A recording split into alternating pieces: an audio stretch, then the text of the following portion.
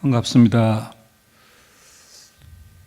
로마 우르반 대학 대강당에 가면은 그리고 그 다음이라고는 그런 글귀가 새겨져 있다고 합니다.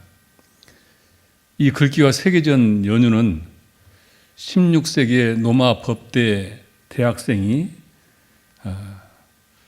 생활이 어려워서 졸업하기가 어렵게 되자 그 당시 부자라고 소문이 나 있는 필립 네리라는 노인을 찾아가서 자기의 경제적인 어려움을 호소를 하고 도움을 요청을 했다고 합니다.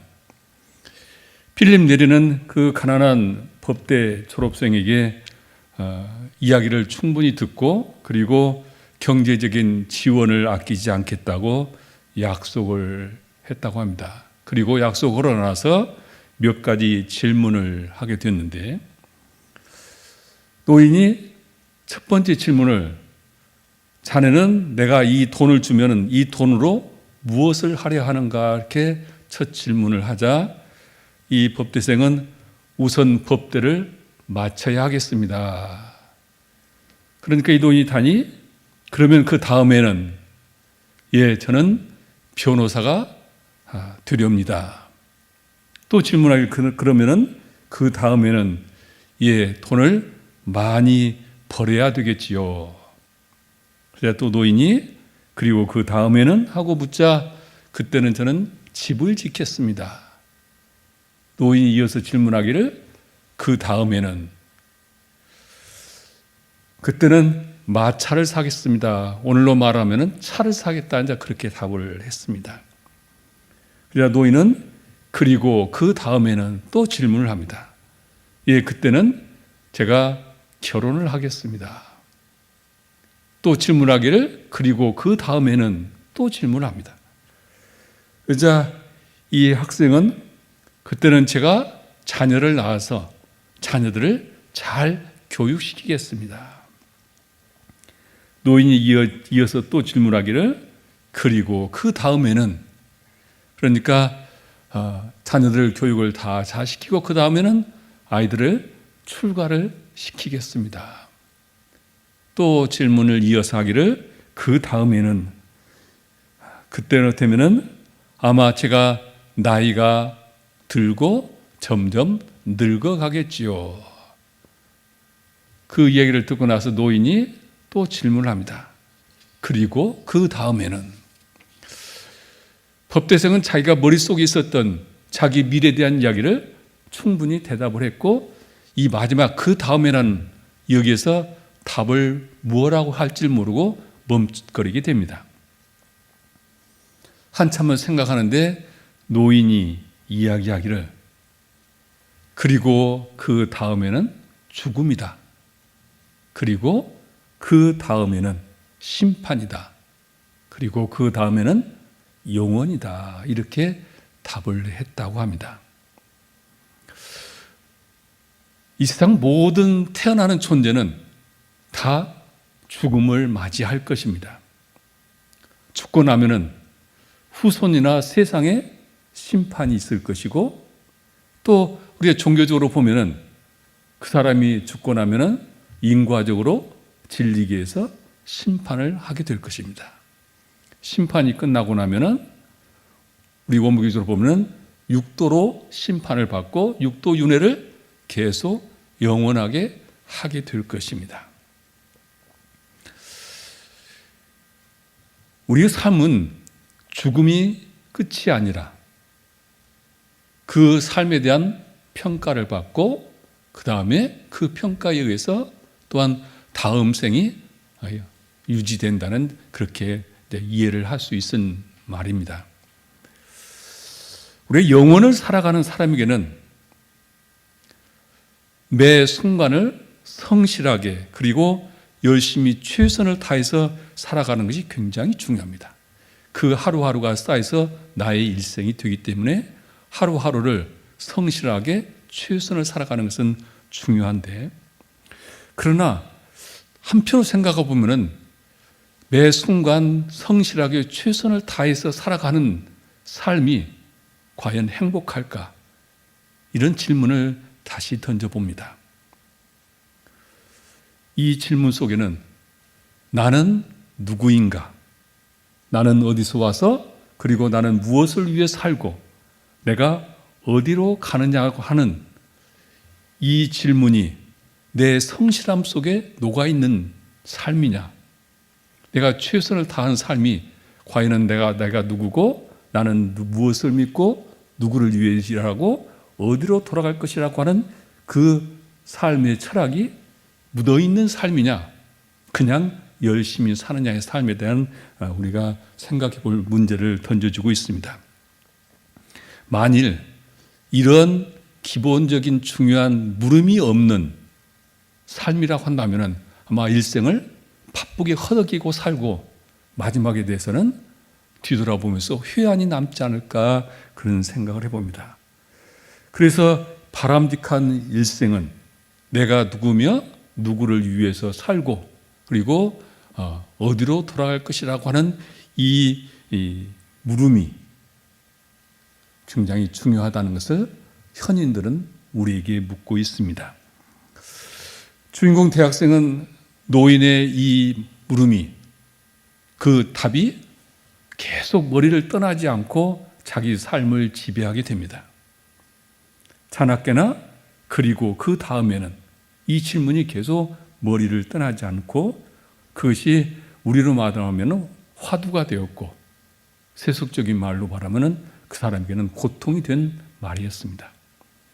그래서 늘 그것을 화두로 들고 살다가 결국 이 법대를 법 다니던 학생은 우르반 대학으로 학교를 옮기고 그곳에서 신학과 철학을 공부해서 참다운 가치와 그리고 의미를 찾게 되었다는 것에서 이 우르반 대학 대강당에 그리고 그 다음에라고 하는 아주 짤막한 명언이 그렇게 현재까지도 역사를 이어오면서 수많은 사람에게 화두를 주고 있다는 이야기입니다. 저는 막연하게 도인을 꿈꾸며 출가를 했습니다만 도인의 삶이 무언가를 전혀 감을 잡지 못하고 많은 시간을 방황을 했습니다. 그러던 중에 대산종사님의 교례의 실천도의를 공부하게 됐는데 이 교리 실천도의 마지막 부분에 가면은 인생의 좌표라고 하는 도회가 나타납니다. 그 도회를 설명하시기를 대산종사께서 무엇을 믿고 살 것인가, 누구를 위해서 일을 할 것인가, 그리고 어디로 돌아갈 것인가, 이 세 가지 인생의 좌표를 말씀하시면서 이 물음에 확실한 대답을 얻을 때 우리의 삶은 자연 안정되고 슬기롭고 정의로운 구원을 얻게 된다, 이렇게 부연의 본문을 하셨습니다. 저는 매일 조석 심고를 할 때 서두에 늘 올리는 기도가 있습니다. 천지하감주의, 부모하감주의, 동포응감주의, 법률응감주의, 대중사님 성령이시여, 청산종사 성령이시여, 대산종사 성령이시여, 역검난호 퇴도유상에 입문할 수 있도록 인도해 주시고 저에게 무엇을 믿고 누구를 위해서 일을 하고 그리고 어디로 돌아갈 것인지 영겁의 길을 열어주시니 참으로 감사하옵나이다. 저는 서두에 늘 이 기도를 조석으로 올리고 있습니다. 저는 원불교를 만나서 누구에게 자신 있게 말하고 싶은 원불교를 만난 기쁨은 나는 내 일생에 원불교를 통해서 무엇을 믿고 누구를 위해서 일을 하고 어디로 돌아갈 것인지 그 길을 확실히 알게 된 것이 나에게는 가장 큰 기쁨이라고 이야기를 하고 있습니다.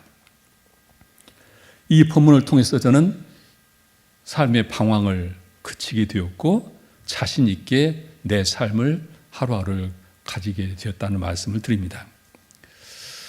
자, 이 첫 번째 질문, 인생의 좌표의 첫 번째 질문, 우리는 무엇을 믿고 살아야 하는가? 우리 모든 사람은 그 무엇인가 믿고 의지하며 살아가는 믿음의 인생이라고 저는 생각을 합니다. 어떤 사람은 재물을 믿고, 어떤 사람은 부모를 믿고, 어떤 사람은 남편을 믿고, 아내를 믿고, 자녀를 믿고, 권력을 믿고, 무엇인가 신앙의 대상으로 종교적인 것은 아니라 하더라도 무언가를 전부 믿고 살아갑니다. 또 일부는 종교를 신앙의 대상으로 삼고 살아가는 사람도 있죠.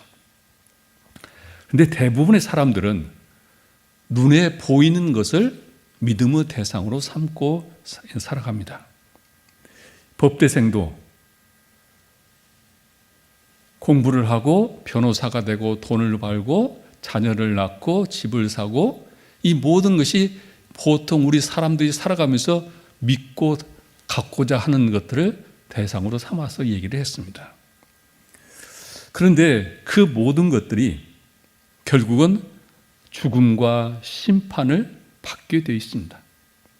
그리고 그것이 영원하게 또한 윤회를 한다는 말씀인데, 우리는 무엇을 믿고 살아야 할까? 대산종사께서는 우리는 진리와 스승과 법과 회상과 사언과 그리고 자기를 믿고 살아야 한다 하셨습니다. 세상에는 많은 사람들이 믿음을 가지고 있습니다만 잘못된 믿음을 통해서 고해에 빠져 있는 사람이 참 많습니다. 종교의 역사를 보더라도 잘못된 신앙으로 가패 신망을 하고 사회의 지탄을 받고 역사에 큰 죄악을 저지르기도 했습니다. 대종사님은 왜 원불교를 개교하셨을까? 대종사님께서는 파란고 일지생령을 진리적 종교를 통해서 광대무량한 낙원으로 인도하겠다는 말씀을 하셨습니다. 진리적 종교의 신화. 좌산상사님께서는 진리적이고 합리적이고 양심에 부합된 신앙의 생활을 해야지 혹세무민의 미신신앙을 해서는 안 된다, 이렇게 말씀을 하셨습니다.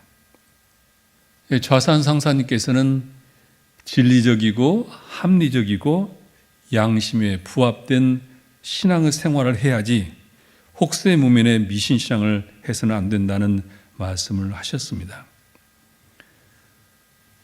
믿음은 우리의 현생뿐만 아니라 영원한 세상을 통해서 내 삶의 길잡이가 되는 역할을 하게 됩니다. 내가 무엇을 믿고 일생을 살아가느냐에 따라서 내 삶은 일생뿐만 아니라 영생에 지대한 영향을 미치는 이정표 같은 것이 된다고 묻습니다. 우리 인생을 살아가면서 무엇을 믿을지 모르고 정처 없이 방황하는 삶이 아니라 내 믿음을 확실히 세우고 그 믿음의 바탕에서 인생을 살아야 한다. 우리가 믿음으로 살아가는 인생과 정당한 믿음으로 살아가는 인생과 인간의 탐욕과 인간의 업으로 살아가는 인생은 하늘과 땅만큼이나 차이가 있을 것입니다. 우리 모든 원불교인들은 그리고 그 다음에는 그 삶 속에서 그 삶에 나는 무엇을 믿고 살아야 할 것인가라고 하는 그 삶의 방향이, 의지처가 분명해야 한다, 이런 말씀을 드리는 것입니다. 다음으로 두 번째 물음을 그렇게 얘기하셨습니다. 누구를 위해 일을 해야 하는가라는 질문을 대산종사께서 하셨습니다. 우리 사람은 누군가를 위해서 일을 하는 인생입니다. 일을 하지 않고는 살 수가 없죠.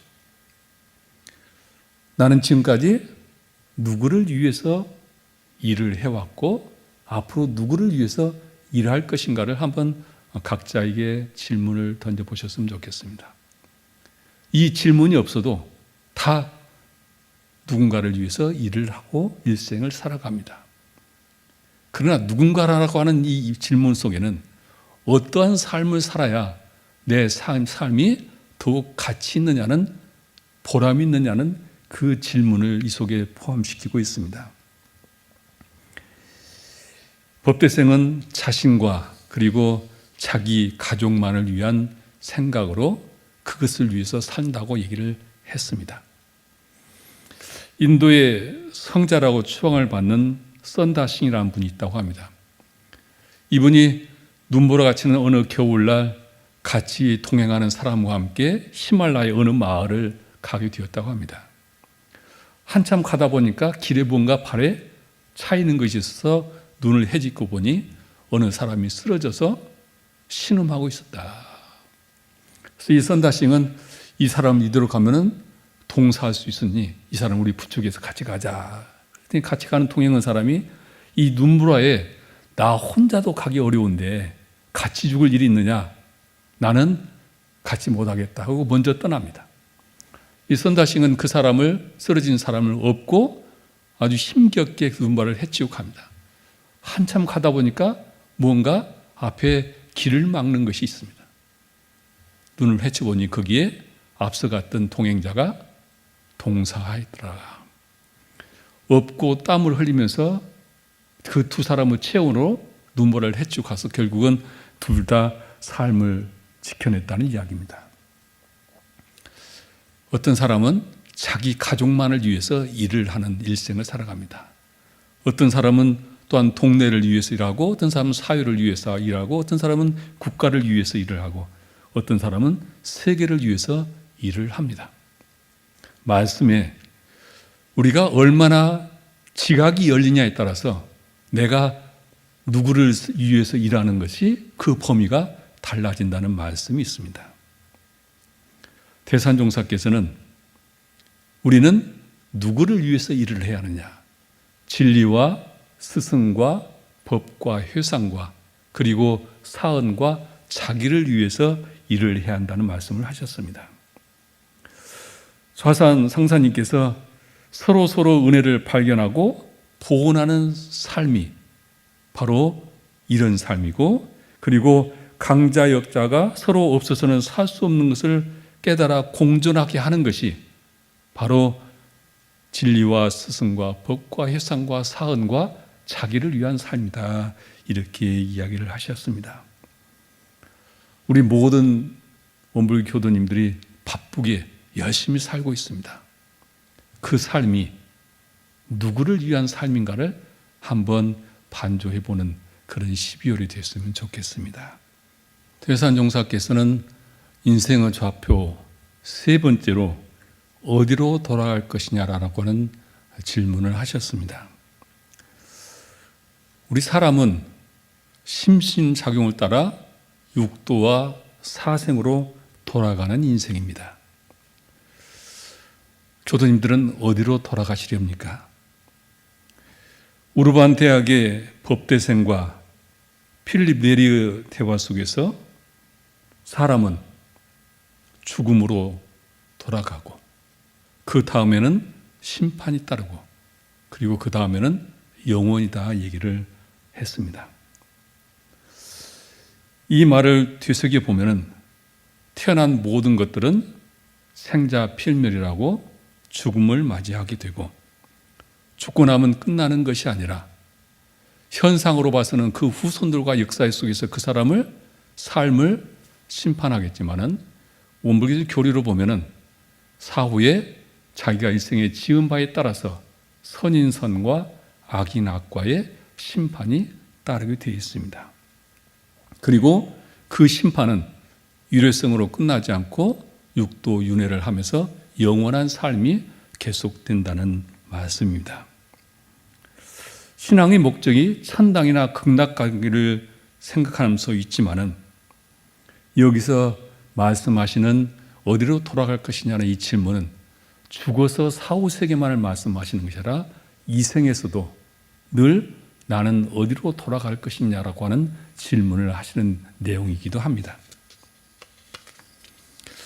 대산종사님께서는 진리와 스승과 법과 회상 그리고 사언과 자기에게로 돌아가야 한다 이런 말씀을 하셨습니다.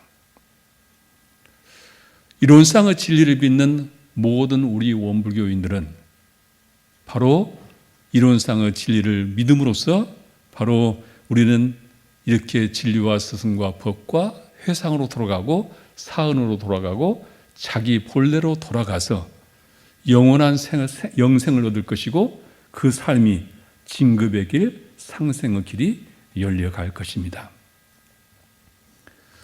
오늘 우리는 원불교에는 무엇을 믿고 살아야 하는지, 그리고 누구를 위해서 일을 하고, 그리고 어디로 돌아갈 것이냐라고 하는 대산종사의 인생의 좌표 3가지 질문을 함께 공유했습니다. 나는 한 해를 마감하면서 1년 동안 무엇을 믿고 살았는가? 나는 누구를 위해서, 무엇을 위해서 일을 했던가? 그리고 나는 매일 어디로 돌아갔는가를 반조해 볼 수 있다고 한다면 아마 그 삶은 이 3가지 인상의 좌표는 큰 복음이 되지 않을까 생각이 들어갑니다. 하루하루 삶 속에서 그리고 그 다음에라고 하는 이 말이 우리의 삶의 화두가 된다면 우리의 삶은 늘 무엇을 믿고 누구를 위해서 일을 하고 어디로 돌아가야 하는가 하는 것에 대한 길이 보이지 않을까, 그런 생각이 들어갑니다. 원기 69년에 이 인생의 좌표란 본문의 해설을 하시기를, 앞으로 오는 세상은 최존, 최귀, 최대, 최상의 가치가 구현되는데 그때를 당하여 개개인은 바른 인생 설계로 원만구적하고 지공무사한 인격을 갖춰 나가야 한다, 이렇게 말씀을 하셨습니다.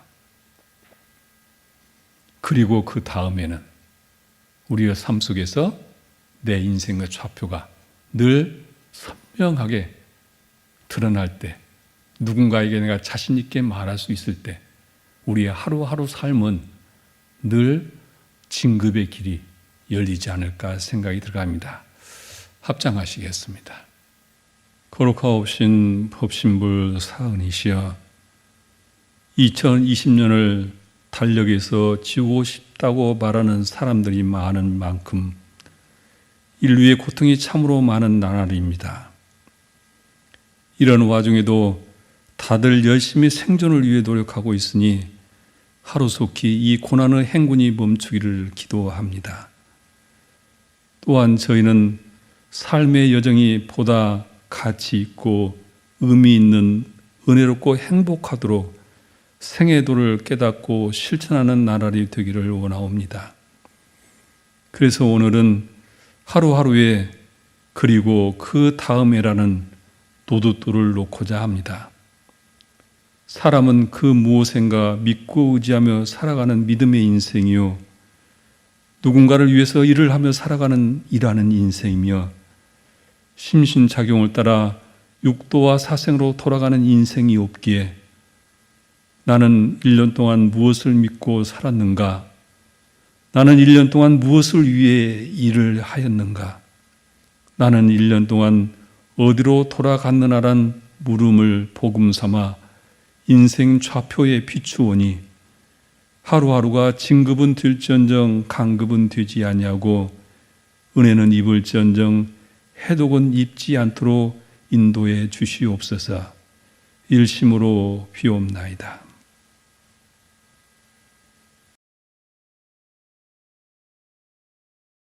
원불교 성가 중 한 곡을 연주해 보고자 합니다. 바이올린, 첼로, 그리고 피아노의 연주로 둥그신 임은혜 한번 감상해 보시겠습니다.